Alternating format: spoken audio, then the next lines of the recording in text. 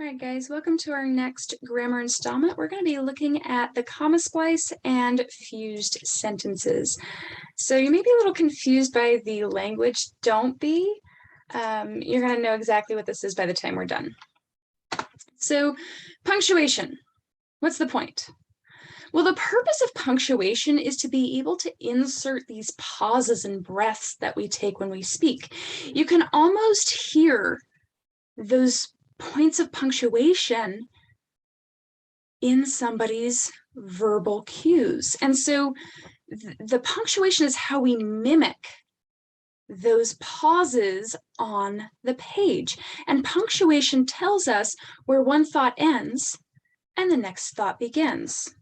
So with that in mind, what is a comma splice?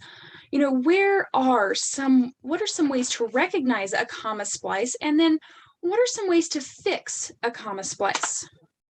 The comma splice. It's when you have two independent clauses and just a comma. Independent clause, comma, independent clause. So fanning the slice of pizza with a napkin, Jolene waited for it to cool. She had already burned the roof of her mouth with the fried cheese sticks. Okay, great. What are some ways to fix this? Well, you can do a period and a capital letter. You can do a comma and a coordinating conjunction. You can put a semicolon, or you can have that subordinate conjunction. Here, we're going to do independent clause, period, independent clause. Fanning the slice of pizza with the napkin, Jolene waited for it to cool, period. She had already burned the roof of her mouth with the fried cheese sticks. So this is one way to fix it. Well, what about with that coordinating conjunction, one of your fanboys? Fanning the slice of pizza with a napkin, Jolene waited for it to cool, semicolon, I'll explain in a minute, for she had already burned the roof of her mouth with the fried cheese sticks. The reason we have a semicolon is you've got a comma somewhere else in that sentence. And so that semicolon is there to signal the reader that is your official break. The break isn't between napkin and Jolene for that complete thought. It's between cool and for. You could have just the semicolon, depending on how you want it to read. Either way is correct in this case. So fanning the slice of pizza with a napkin, Jolene waited for it to cool, semicolon, she had already burned the roof of her mouth. Maybe you like the word for in there better because it flows better. You could do a subordinate conjunction, and this is where you turn one of those independent clauses into a dependent where it cannot stand on its own. So fanning the slice of pizza with her napkin, Jolene waited for it to cool since she had already burned the roof of her mouth with the fried cheese sticks. Well, that second clause, it's no longer independent. It's now dependent. Since she had already burned the roof of her mouth with the fried cheese sticks, and then what? And you actually can move that to the front, put a comma, and say fanning the slice of pizza with a napkin, she waited for it to cool. Either way is correct. That subordinate conjunction, depending on how you want it to flow, can go in either place. If it goes in the front, you have to have the comma. If it goes in the back, no comma. Don't put the comma because then you have a comma splice. So that punctuation still matters and is important. Run-on sentences. So what is a run-on sentence? How does a run-on sentence affect your writing? And what techniques can you use if you have a run-on sentence? And to know if you have one or not. First, you're going to use very similar tools and techniques, the exact same ones actually. And to know if you have one or not really takes that reading through. And it really takes knowing what a clause is. So definitely review the clause again. Run-on sentence is also known as a fused sentence. And this is when you have those two independent clauses with no form of punctuation in between. You're not giving your reader a breath between those thoughts.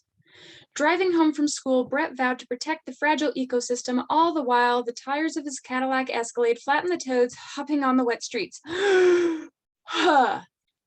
See that, how I need that big breath? The human brain needs that breath too, because you've got different thoughts and we have to figure out where to break this up. So ways to correct a fused sentence, they're actually the exact same way that you would connect or fix our other problem. Period, capital letter, comma, coordinating conjunction, semicolon, subordinate conjunction. That's how it works. Independent clause, period, independent clause. Driving home from school, Brett vowed to protect the fragile ecosystem, period. All the while, the tires of his Cadillac Escalade flattened the toads hopping on the wet streets. Hey, we figured out where that breath was. You can have a comma and a coordinating conjunction. Driving home from school, Brett vowed to protect the fragile ecosystem, semicolon, yet, all the while, the tires of his Cadillac Escalade flattened the toads hopping on the wet streets. You'll note I didn't do the comma. There's a reason. You have a comma and a comma on either side of where that break is.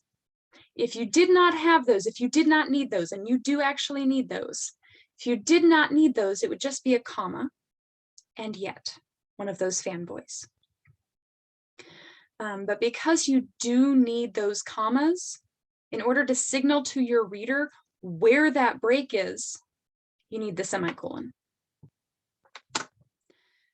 The other way you can use the semicolon is just that independent clause, semicolon, independent clause.